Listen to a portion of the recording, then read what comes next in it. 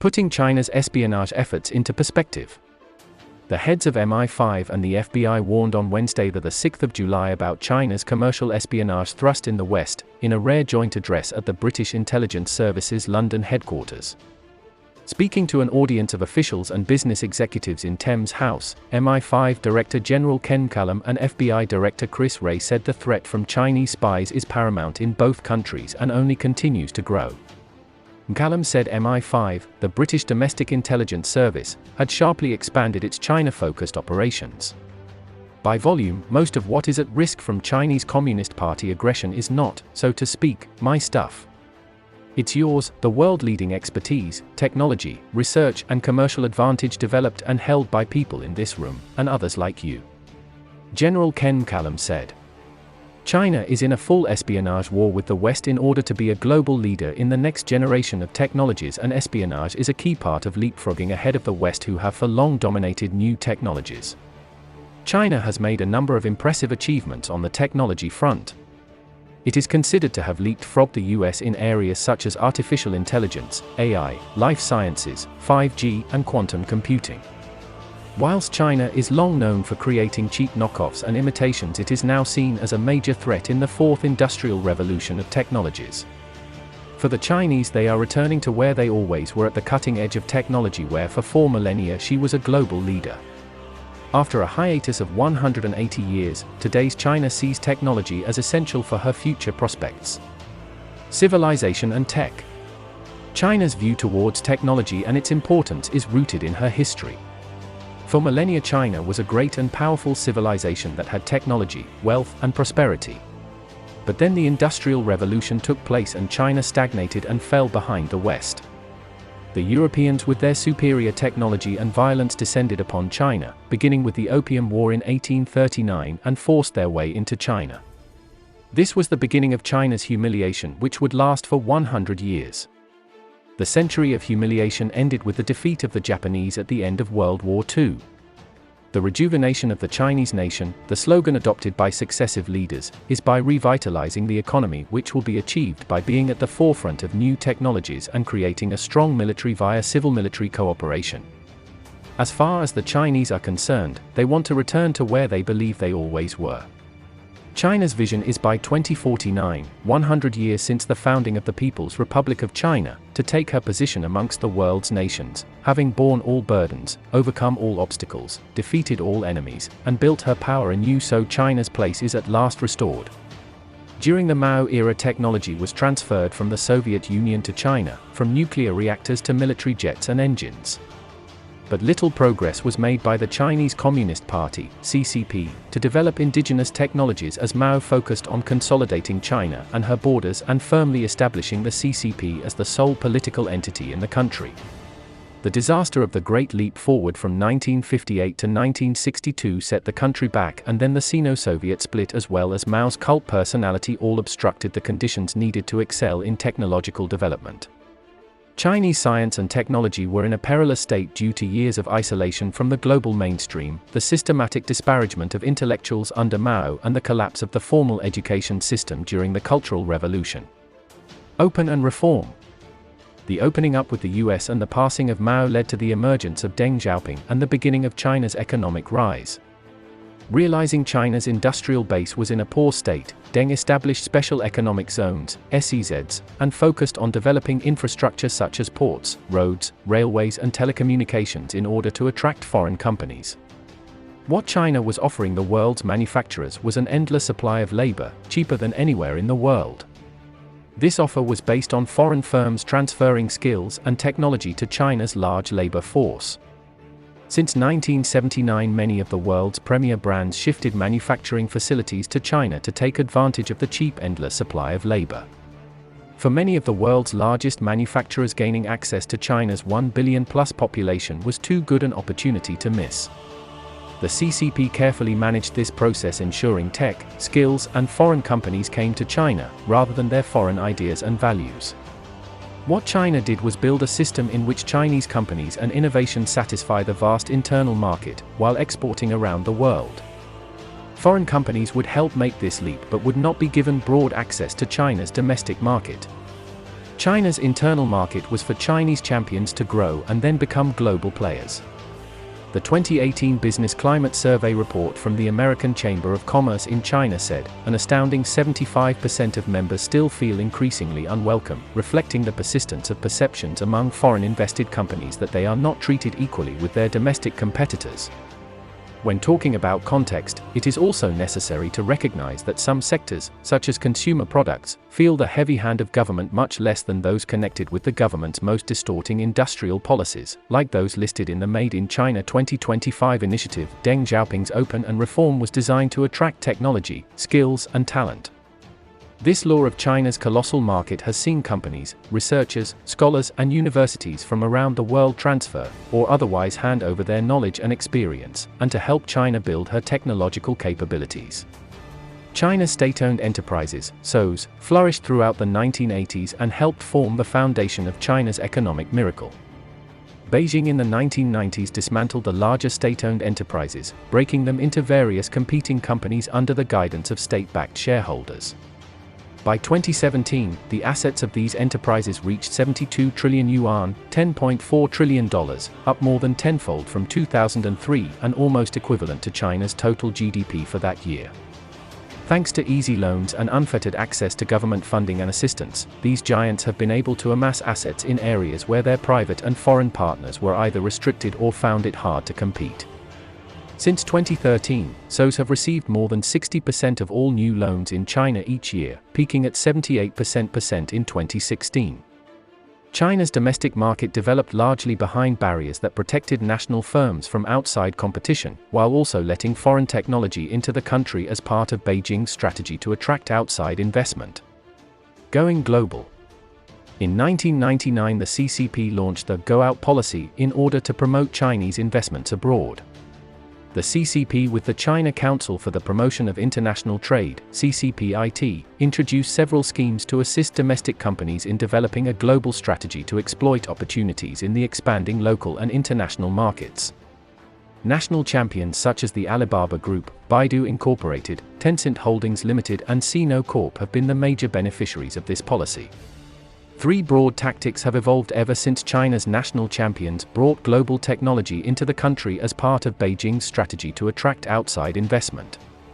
Acquisitions, mergers and acquisitions have been a major hallmark of China's global companies. Chinese companies have been buying up tangible assets such as mineral deposits and oil reserves. By 2009, more than 70% of Chinese deals involved either energy or natural resources. Among these were Yangzhou Coal's $2.8 billion takeover of Australia's Felix Re and Sinopec's $7.2 billion acquisition of the Swiss-registered oil and gas company Adax. China National Chemical Corporation, Chemistry China, took over French Addicio in 2006. By buying the French company for $480 million, Chemistry China obtained methionine production technologies that were then non-existent in China.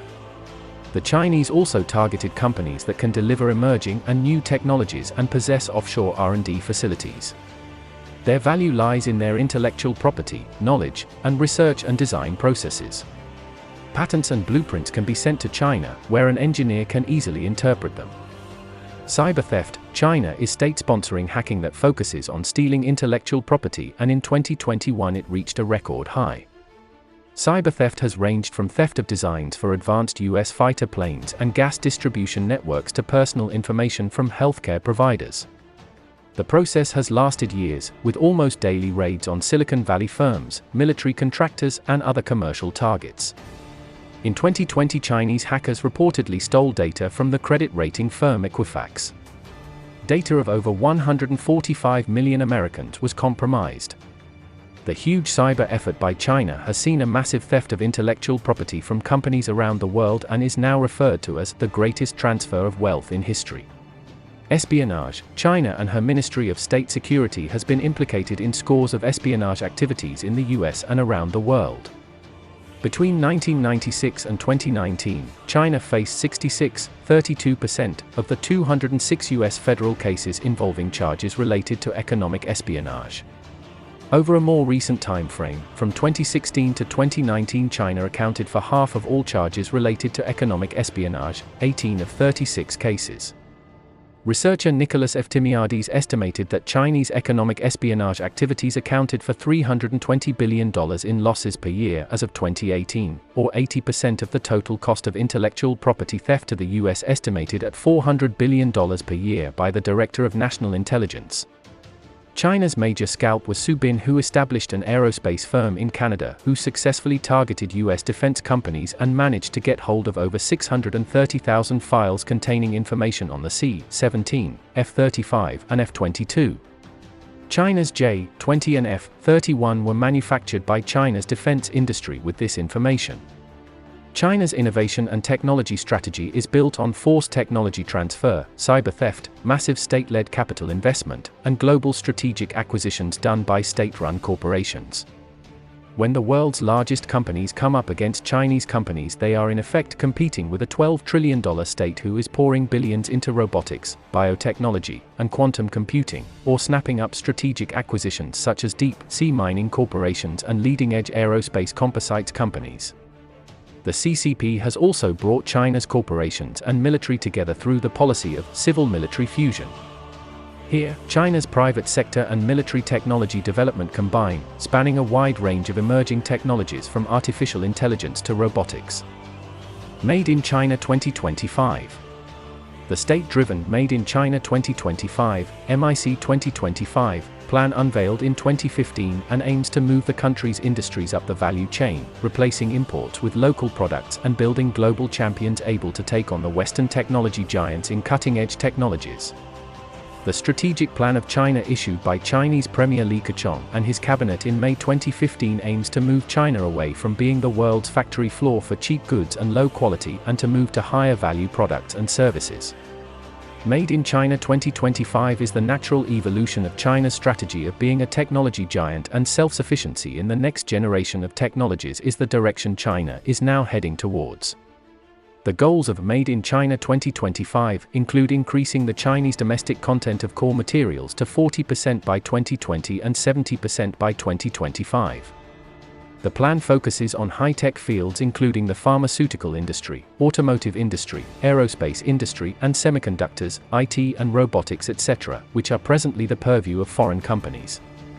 It is an initiative to comprehensively upgrade the Chinese industry. It is an attempt to move the country's manufacturing up the value chain and become a major manufacturing power in direct competition with the US. The Chinese government is committed to investing $300 billion to achieve this plan and will be using all the aforementioned tactics to achieve this. It's a highly ambitious plan which has already seen some success. China's strategic interest in conducting economic espionage has been made clear through initiatives such as Made in China 2025. This plan, amongst others, looks to achieve 70% self-sufficiency in high-tech industries by 2025 and dominate global tech markets by 2049, the 100th anniversary of the founding of the People's Republic of China. Whilst China gets a lot of criticism for carrying out espionage, China is not the first nation to do this. From the 6th to the 17th centuries, Europe carried out espionage to steal Chinese methods on silk, porcelain, and tea. From the 18th century, the US targeted British technology to grow its domestic industrial capacity. What China is doing today is the modern version of a centuries-long battle to cut corners in developing new technologies. Key technologies. Artificial intelligence. In 2017, China's State Council announced its New Generation Artificial Intelligence Development Plan, which set the goal of creating a $150 billion AI market and becoming a global leader by 2030. China's approach to AI development combines market forces with strong state support, and this means that it can quickly mobilize resources to accelerate AI development and gain an advantage over Western players. China also has access to vast amounts of data, made possible by her large number of internet users. 5G. China plans to invest $411 billion in upgrading her telecommunications systems to 5G between 2020 and 2030. China already leads the way in 5G patents, and by 2025, it is expected that China will have the largest market with 430 million users. Huawei, China's major telecommunication company, has been largely responsible for China's success. Its state-sponsored program offers cheap finance, which means that Huawei has been able to offer significant discounts on its base stations. As a result, the company has already shipped 200,000 units to 50 telecom operators in Europe and Asia, despite sanctions from the US. Fintech, China is emerging as the world's financial technology market leader. 9 of the 23 privately held fintech corporations are based in China.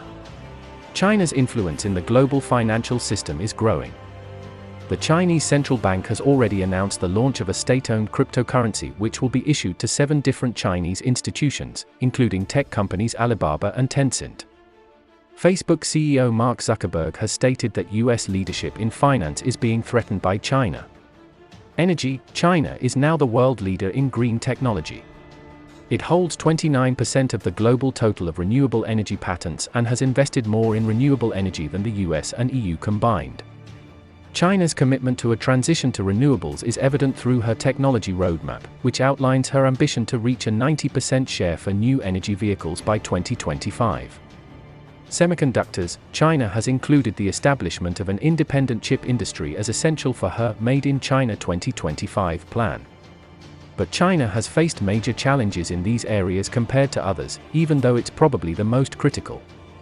Whilst most of the world's chips are manufactured in China, they are done mainly by foreign companies with subsidiaries in China. South Korea's SK Hynix and Samsung are the 2 largest by revenue, then there is America's Intel and Taiwan's TSMC. The 2 Chinese companies in the top 6, Huahong Group and SMIC, are generations behind the pack. Whilst Huawei has become a major player in designing certain chips, its most advanced chips are built by TSMC. China's attempts to design, manufacture, test and assemble her own chips has seen the US turn against her and is now on a mission to counter China's chip dreams. Quantum computing, China has invested very heavily in quantum technologies and has taken the lead and has done so relatively quickly. The number of patents filed by Chinese companies relating to quantum computing has shot up in the last few years. In 2014, there were a similar number of patents filed in the US and China, but by 2017 China filed almost twice as many. China firstly focuses on quantum communications, through projects such as MISHUS, as well as a ground-based quantum network in the northern province of Shandong.